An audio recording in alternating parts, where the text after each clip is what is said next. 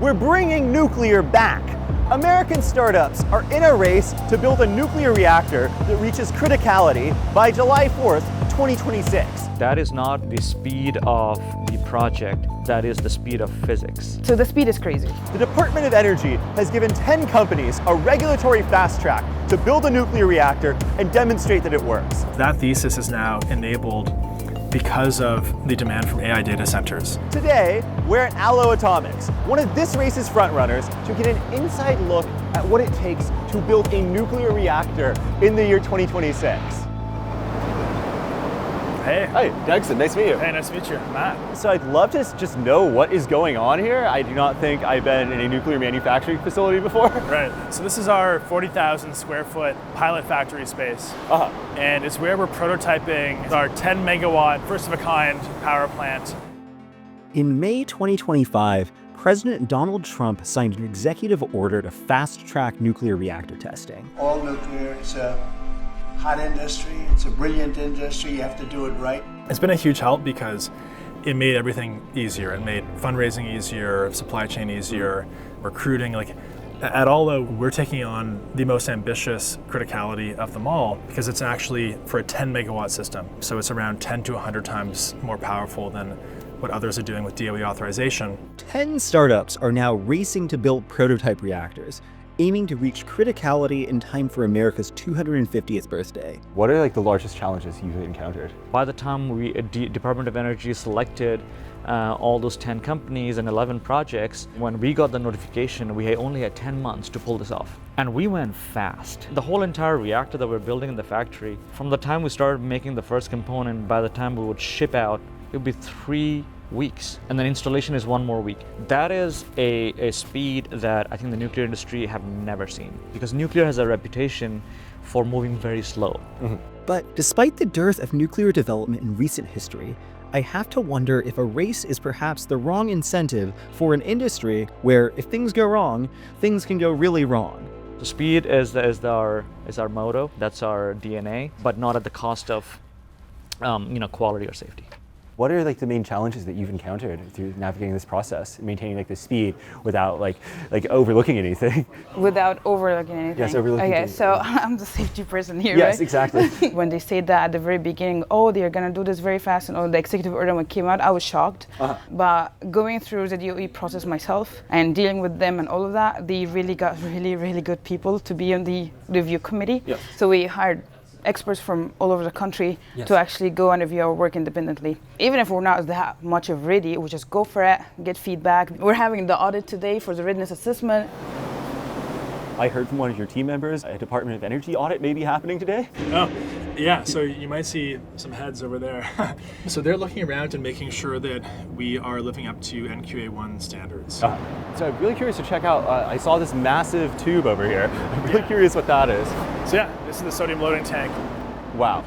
And what do you think has shifted in the field of nuclear to allow this to be possible today? If you have faster iteration cycles, you can optimize the safety of your technology better. Move fast and break things is not something you can easily apply to nuclear. We don't want to go and blow up reactors as we're learning. Although I will say, actually, in the first atomic age, they did that, and nobody died. So what are we looking at here? So right now the team is welding, putting the final touches on the reactor vessel that will house our first ever real nuclear system. Basically, we're going to put real nuclear fuel in there, and we're going to bring it to criticality. That's essentially when the number of neutrons being created is equal to the number of neutrons being absorbed. Yes. And it becomes a self-sustaining chain reaction. Yes, yes. And with these tests, what is the goal of this? The goal is by the end of this year to achieve full power operation on a system that'll power a data center hand in hand. So essentially a co-built nuclear plant and data center. On the prediction market call sheet, Aalo Atomics has emerged as one of the frontrunners in this new nuclear race. And where the Department of Energy announced their pilot program late last year, how has this impacted your company, and what are you guys taking? Are you targeting July 4th yourself? Yeah, I think it's safe to say we will actually achieve criticality before July 4th, but we can't say exactly when. And that includes, pulling miracles in every area to make that date work. Electricity demand is rising in the US, driven by both AI and data centers. And some argue that nuclear energy could help meet that demand with reliable power that doesn't rely on fossil fuels. We're seeing, net growth demand for electricity in ways we have not seen in the last 4 or 5 decades. So Texas is currently projected to be the data center capital of America by 2030. And I'm very curious how you see yourselves playing into this vision. So for what we're doing is it's actually the most relevant system for powering AI data centers. The common wisdom in nuclear is, oh, that'll never work, because obviously if you make something smaller, the economics gets worse. But we think that at sufficient scale, the economics will actually get even better. The cool thing is that thesis is now enabled because of the demand from AI data centers. There's this single source of demand for 100 gigawatts in the next 5 years. Like, that has never happened before. That's like creating 100 new cities in a 5-year period, right? That's just unprecedented.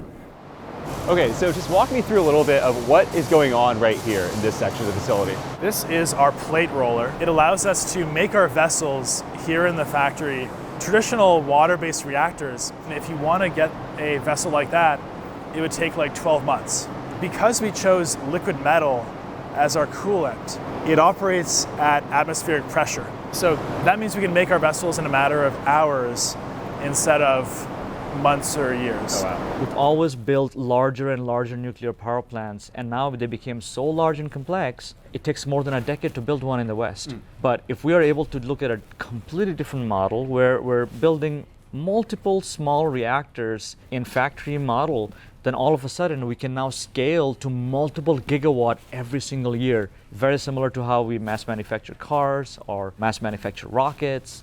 Nuclear once looked like the future, but after incidents like 3 Mile Island, Chernobyl, and, in recent history, Fukushima, combined with tighter regulations and rising costs, nuclear power in the US has slowed dramatically. Do you feel like this deadline and the sort of competitive race element that it's creating for all the companies in the program, do you think that's exciting yourself? Or does that help drive you guys at all? Oh, 100%. That sense of urgency is so important to build that motivation. The last new power plant we've built was the AP1000 in this country. 35 years of not building something. Do you think that an accident happening somewhere globally could negatively impact nuclear in America? That's a huge topic. I hope the narrative now and the change of the safety culture and all of that really changes these ideas. We examine all the scenarios that could happen in the reactor and how are we designing our reactor to mitigate the consequences and no one really dies. Yes. These scenarios include earthquakes, tsunami, all of that. Yes. It's not an easy process. It's very painful. Aalo Atomics is betting it can move faster than nuclear ever has. And with July 4th getting closer, and the Kalshi odds flipping back and forth, the race has never had higher stakes. This very moment is this convergence or alignment of stars that we have never seen before, and that creates the opportunity to build something truly special. It will all boil down to us being able to scale fast enough. And how does this play into the manufacturing of the reactor? What is that camera? Is there even a lens on that thing, or what?